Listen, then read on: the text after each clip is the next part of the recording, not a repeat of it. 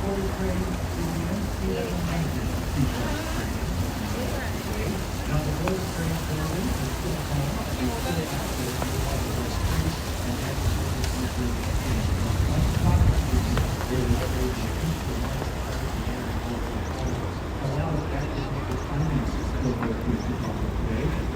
the historic tower of the Board of Trade is Art Deco style, that's on the red roof, vertical lines, and straight fucking across the top. It has a glass addition on the south wall. So that's the historic tower of the Board of Trade. The glass addition you have is 1980s by Michael Caspar.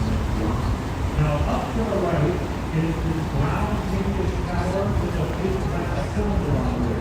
A pinkish brown tower with a big glass cylinder up to the right. That was a big block.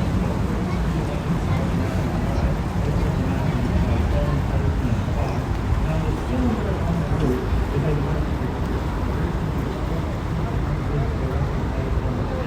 right thing from the skyline. And of course, the whole reason that is there is that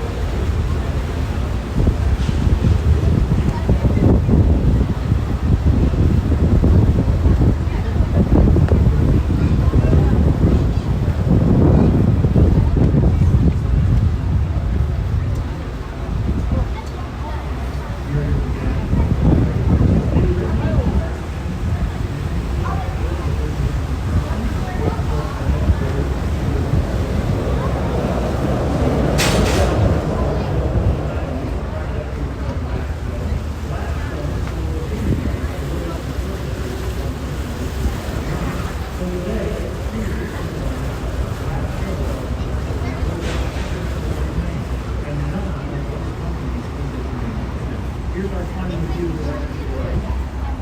Folks, anyone know the main tenant of Willis Tower today? Headquarters of United Airlines. United Airlines is the main tenant of Willis Tower. And folks, give me a guess. How many elevators does the Willis Tower have? Someone says 11, someone says 12. Someone says 20. It's 107. There are 107 elevators in the Willis Tower. That's because very few of them go all the way from the bottom to the top. If you're headed to an office way up high, you'll likely have to ride 2 or 3 elevators. That elevator relay layout presents most of the space and most of the floor for the just elevators, which would make it person start and a good 4A. And one last thing, folks, Willis Insurance Group, who owns the main building, they are an oil English insurance broker. They were one of the insurance brokers that insured the Titanic all those years ago. Now, most of us still call it the Willis Tower. Some we call it the Willis Tower. And if they want to do this, you say, you can go up on this I just sort of squeezed that right in there. I forgot how to do it well, but it's all coming back to me now.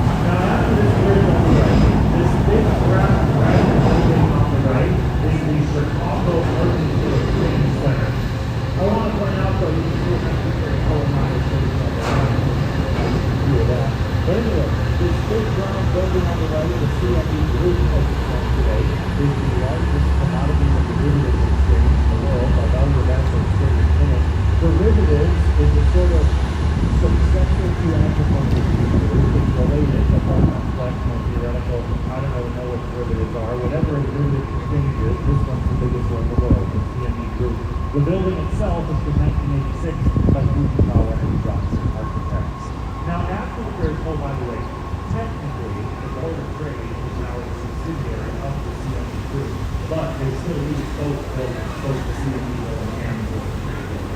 Now, on the left side of the boat, this limestone building is 2 North Riverside Plaza. 2 North Riverside is from 1929 by elevated roof. It's Art Deco style, vertical lines and stair-stepping setbacks up toward the top. It's a mixed office building, and the plaza it has up above the river there was the first public space designed to be public along the river in downtown Chicago. At the very beginning of Chicago, leaving the river as a public amenity had not gone before. Jumping ahead up to the left, look at those crisscrossing white steel beams on this gray building. Gray building with the white steel beams standing on the roof. Those white steel beams on the roof, looking to the left, are called trusses. The south end of this gray building on the left is built over a dead section of railroad leading to the train station. At the train tracks, right here under the building on the left, they take up so much space that there is no enough space left to support the building directly. So instead, the south end of the building is structurally hanging from the trusses on the roof rather than being supported directly from the ground up. The trusses support themselves around the perimeter of the building. The building itself is in the 90s by Ferguson Oil. It's been owned and occupied by the Boeing Company.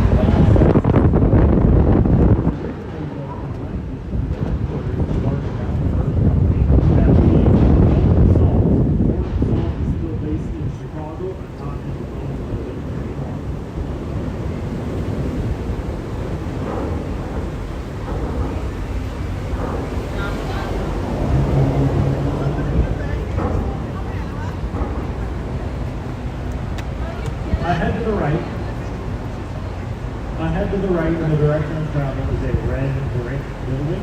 The brick building ahead to the right is from 1912, but it stands on the location where in 1860 a temporary convention center called the Wigwam hosted the convention and nominated Abraham Lincoln to run for president right here on the banks of the Chicago River a mere 22 years after the city of Chicago was founded.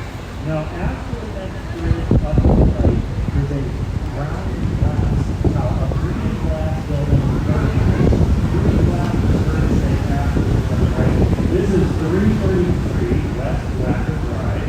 It's from 1983 by Collins, Patterson, and Fox. Now, it's another great example of architecture's choice of green glass to match the Green River, the curves to match the river, and the surrounding fence of the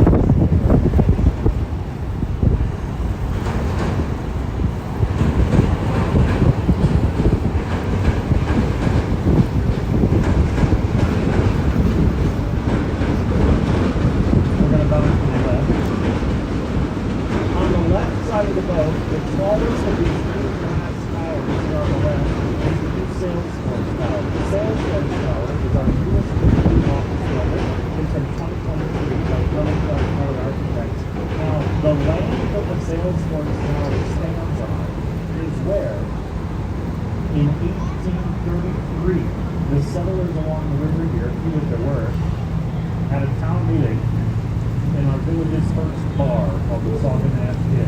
And in the Sauganash Inn, the subject of the town meeting was to decide finally what the official name of our newly organized township would be. What name did they choose?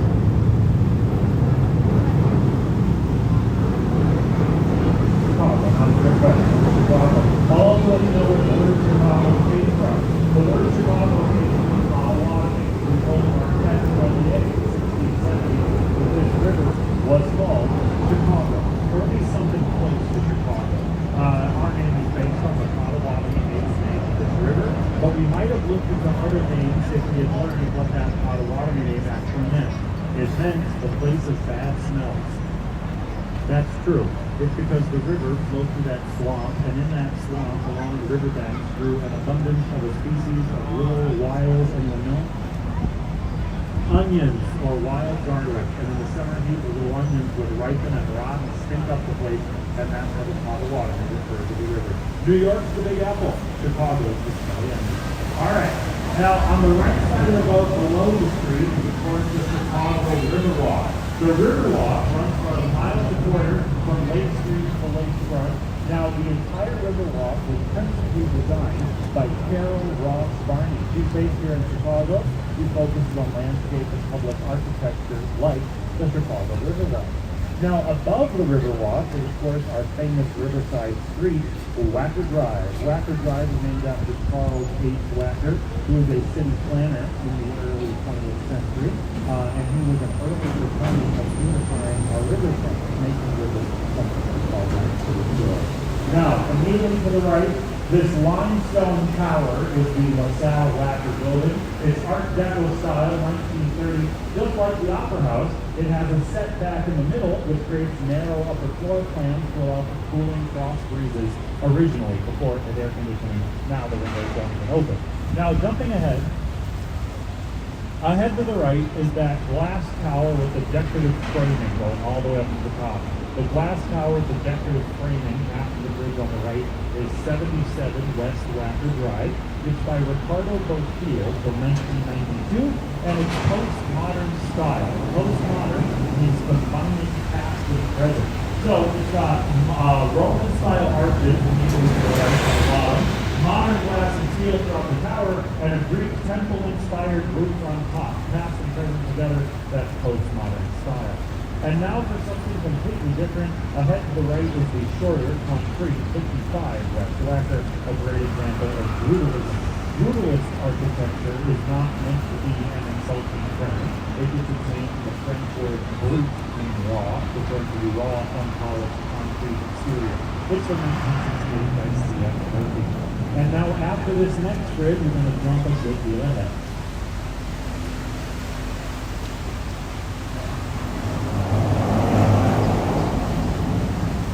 Ahead to the right is a green tower with a golden spire. Green tower with gold on top ahead to the right. That's the Carbide and Carbon building. Green with gold on top. A bridge ahead and farther to the right. The Carbide and Carbon building was originally an office building. It's a hotel today. It's Art Deco style. It's from 1928 by the Burnham Brothers architects. They were two sons of Daniel Burnham. Now, the Carbide and Carbon building is the only building in the city that with green terracotta, and the gold on top is real gold green. It was built during Prohibition, when all alcohol was illegal in the United States. This green tower, tapering up to a decorative golden copper, is meant to resemble a champagne bottle in protest of Prohibition. It's the only building in the city clad with green terracotta art of that. Now, moving backwards from the champagne bottle, immediately to the right, this big fancy building on the right is the old jeweler's building. I want to just mention the four little open-air temples in the corners up there. Those are called Tempietti, and they originally housed water tanks for firefighting in case a fire should break out in the building. We've taken fireproofing and firefighting pretty seriously ever since the Great Chicago Fire. It's a mixed office building from 1927. Now, folks, after the next bridge on the left is the front tower. The very tall glass tower on the left was finished in 2009, designed by Skidmore, Owens & Merrill, with lead architect Mr. Adrian Smith, who was born and raised here in Chicago. Now, here's what I want to notice on the front tower here on the left. The second highest roof of it is the same height as our very first building, AMA Plaza, slightly behind us. And the lowest roof of the tower is the same height as the building of the clock tower in front of us. Those roof levels were intentionally designed by Chicagoan Adrian Smith to provide continuity with the building's older neighbors in the skyline. It's the second tallest building in town, 1,388 feet or 423 meters. That height includes the permanent decorative spire on top.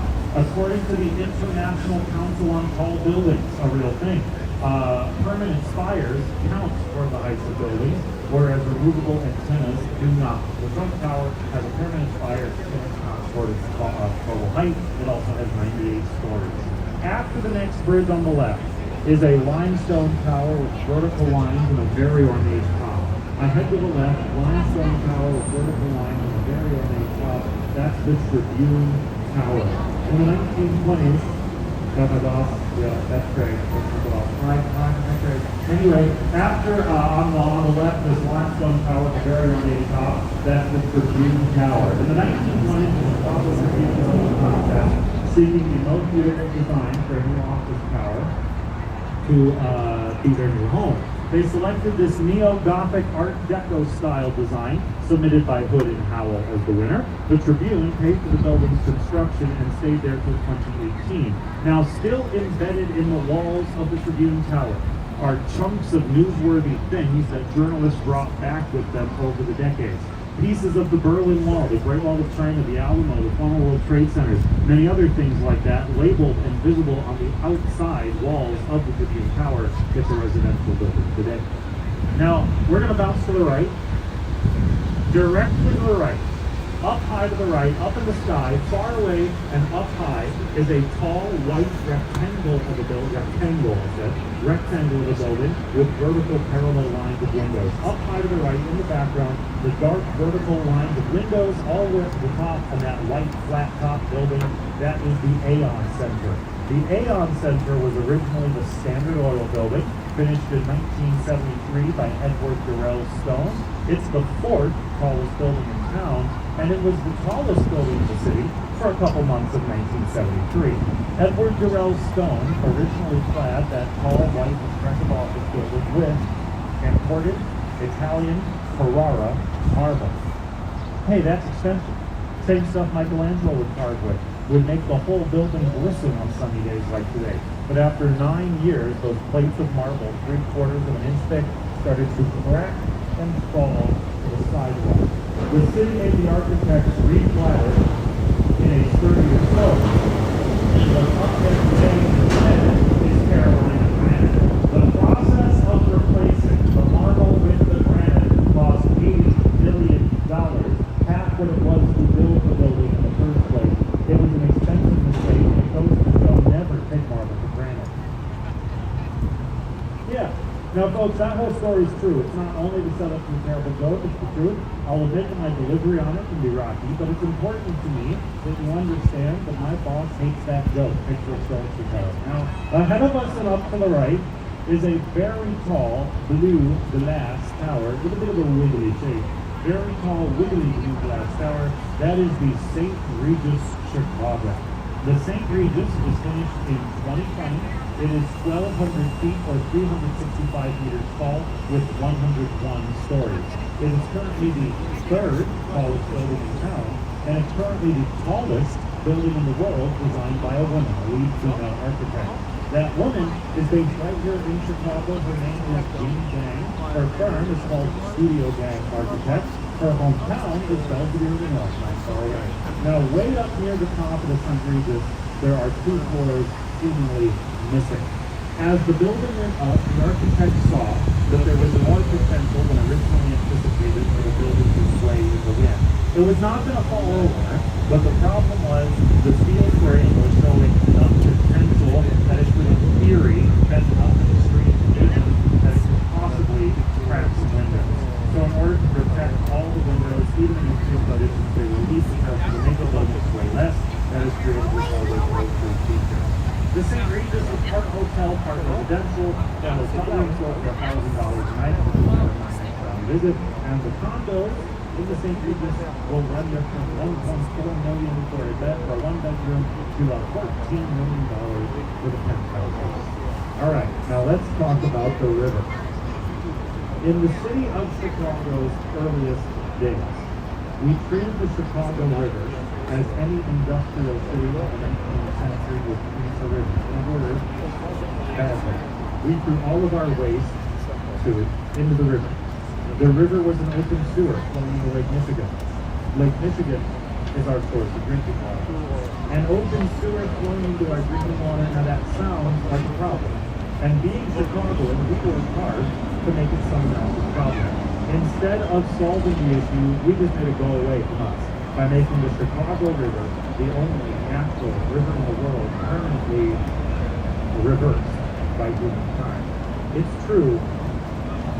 I'll tell you how after the break it's seen.